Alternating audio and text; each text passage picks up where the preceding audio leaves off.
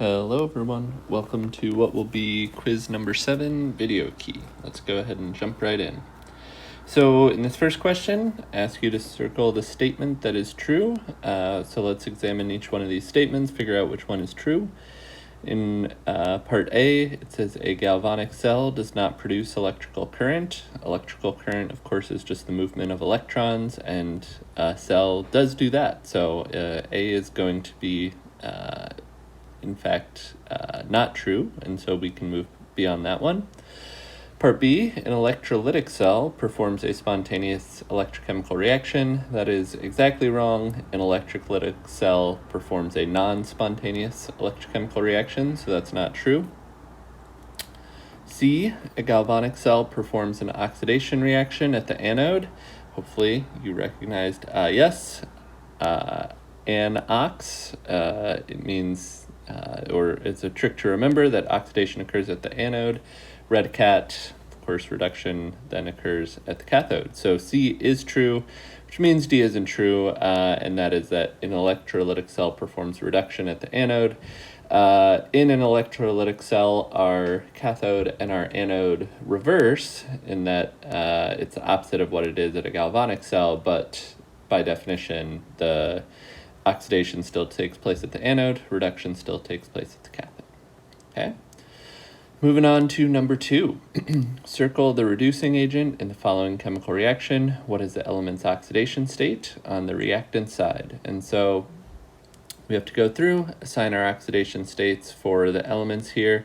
So if we start with oxygen, we should know oxygens are 2- in pretty much all situations. In this case, we have 3 of them.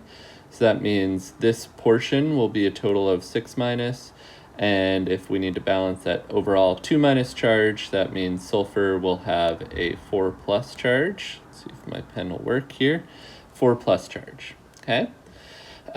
Same sort of process for permanganate here, MnO4-. Oxygens will be 2-. We have 4 of them, so that makes a total of 8- charge. We have a negative charge there that we need to balance, -1 charge, I should say. So manganese will be 7+. And on our product side, basically if we look at the difference between sulfite, SO3, and sulfate, SO4, 2-. We add that oxygen, so now we have 4 times 2-. We still have an overall charge of 2-. That means sulfur's charge is 6+. And manganese, simple ion at this point, oxidation state of 2+. So if we compare these, sulfur goes from 4+ to 6+, whereas manganese goes from 7+ to 2+. And so sulfur is the thing that is oxidized, and by definition, our reducing agent is the thing that is oxidized. And so the answer here is 4+ for that, and if we were to circle the reducing agent, it would be this SO3 2-, aka sulfite. Okay? All right, moving on to number 3. Assume we have an electrochemical cell with lithium and copper. What is the cell potential at standard conditions? Would the potential increase, decrease, or stay the same if our concentration of copper was increased? Determine the cell potential and circle if the potential would go up, down, or be unchanged. So 2 parts to this basically. And so part 1, we should just be able to do our simple calculation here where we have our overall cell potential being the standard reduction potential of our cathode minus the standard reduction potential of our anode, right? That, of course, means we need to know what our cathode and our anode are. And so hopefully you remember that our anode is going to be the more negative of these potentials, as they are both written as reduction potentials with electrons as reactants instead of products. And that will make our copper reaction our cathode reaction. And so if we plug those numbers in, E cell standard should be equal to this 0.34 volts minus the negative 3.04 volts. Okay, and that should make E cell 3.78 volts. Okay, and so that is part one of our answer, basically. In part two, we're going to have to think about the Nernst equation. And so the Nernst equation is our non-standard conditions. Sorry, my pen is having trouble today, or rather I am having trouble, I guess we should say. And so in our Nernst equation, we're no longer under standard conditions, but we need to factor that in. So those are our standard condition potentials. And then we subtract our constant, which is 0.0592, over the number of electrons, which we could call n, and then we have a log of Q, right? And so Q, like anything, is going to be products over reactants, and because our anode reaction is lithium, that is the thing that is going to be oxidized. A reminder that Q for redox reactions is going to be ox over red raised to their powers. And so if we increase the amount of copper, we are increasing the amount of our reduced species. And because it's standard conditions, we're at 1 molar. That means we would end up with basically 1 divided by a number that is bigger than 1. And so we know that Q will be less than 1. And if you were to just plug any number less than 1 into your calculator with a log, so log of 0.5, for example, you would get a negative number. And if this portion, this log Q, is negative, we're going to be subtracting a negative, and that means that overall our cell potential would go up, right? Because we would be subtracting a negative, which is of course positive, and so our cell potential goes up. Oops, I did not even put the answer in the box there, right? That 3.78 volts. And so that is the answer to number 3, okay? Number 4, we have balanced the following redox reaction in basic media. Put a box over your final answer. So if we go through our steps here, we want to balance the determine the oxidation states at first. So aluminum is a pure element, should have an oxidation state of 0. MnO4 minus, we already did this one on page 1. So we know it's 7 plus, and then 4 times 2 minus. MnO2, so we end up with a different manganese species here. Oxygen, of course, still going to be 2 minus. So if we have a neutrally charged thing, we have a 4 minus charge. We know Mn is going to be 4 plus in our products here. And then with aluminum, it is going to be 3 plus, and we can double check that by knowing that oxygen and hydroxide is going to be 2 minus, and hydrogen and hydroxide is going to be plus 1. We have 4 of them, and in order to balance all those charges, aluminum needs to be 3 plus, right? So I'm going to break these up into a reduction and an oxidation reaction at this point. So if we look, aluminum is going from 0 to 3 plus, so that is our oxidation reaction. Manganese going from 7 plus to 4 plus, that is going to be our reduction, right?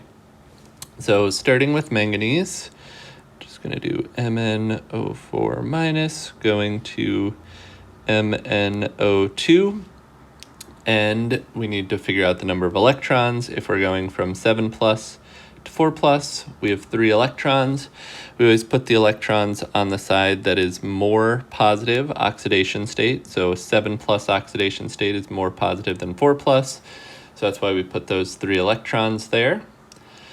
Then, so at this point, we are balancing things in basic solution. So we need to balance our charges. So at this point, we have a total of 3 minus on this side, plus 1 minus, so a total of 4 minus, and a neutral charge on our product side. If we need to balance that in basic solution, we add hydroxide, and we would add hydroxide to the side that is more positive. We would add 4 of them. So now each side has an overall charge of 4 minus.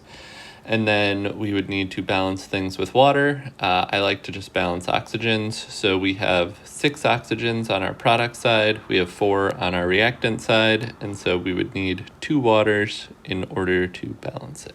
All right. Then we have a balanced electrochemical reaction for our reduction reaction. Let's do the same thing with aluminum. So aluminum solid going to aluminum with 4 hydroxides and a minus charge.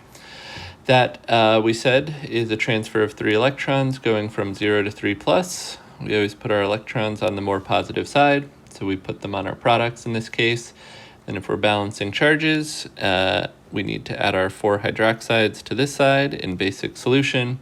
And in that case, it actually just balances the whole reaction out, because now we have 4 hydroxides on our left side, we have 4 hydroxides on our right side. Everything balances and is happy for our oxidation. And in our last step, we need to combine these. And so we could notice here, we have 4 hydroxides on our reactants, 4 hydroxides on our product. So those are actually going to cancel out. And then if we combine everything else, also should point out, it's very nice. We have 3 electrons on each side, so those will also cancel out. And so combining everything that is left, we have 2H2O, which is a liquid, plus MnO4 minus Q plus Al solid yields MnO2 solid plus AlOH4 minus, and that is aqueous. Okay, and if we put a box there, that is our final answer. Okay, that's number 4. Last one, number 5. Consider the following redox reactions in a galvanic cell. Determine the potential of the cell under non-standard conditions, where we have a concentration of lithium of this, concentration of cobalt of this. We use our dear friend the Nernst equation. So E cell is going to be equal to E cell of the standard conditions minus our constant 2 over, if we want to look, we can figure out our number of electrons here. We do 2 electrons for our cobalt, only 1 for our lithium. So if we needed to balance that, we'll need to multiply that by 2. We're going to transfer 2 electrons in this reaction, and then log of Q. And we should be able to figure out what is our anode and our cathode. Of course, the more negative thing is going to be our anode. So this is going to be anode and cathode. And so Q will end up being concentration of lithium plus squared. It's a tricky part in that in this equation, we need to multiply this by 2. Q is still products over reactants raised to their powers. So if we need 2 lithiums to balance it, we need to include that squared term there. Okay. If we determine E cell standard for just our chemical reaction, we would do this negative 0.28 volts minus a negative 3.04 volts. And that should get us an overall cell potential of 2.76 volts. And if we determine Q is going to be equal to, well, we already said it's going to be equal to this. So if we plug things in here, this would be 0.00500 squared over 0.100. And when we do that, I got Q to be 2.5 times 10 to the negative 4th. And so if we plug that all in, so if we plug Q in to there, if we plug our 2.76 into there, and we have everything else plugged in, I won't write it all out, just to save us a little time here. E standard, or E cell rather, no standard in this case, is going to be equal to 2.87 volts. Okay. All right, that is quiz number 7. Hope that was helpful. If you do have any questions, please let me know. Otherwise, I will see you soon.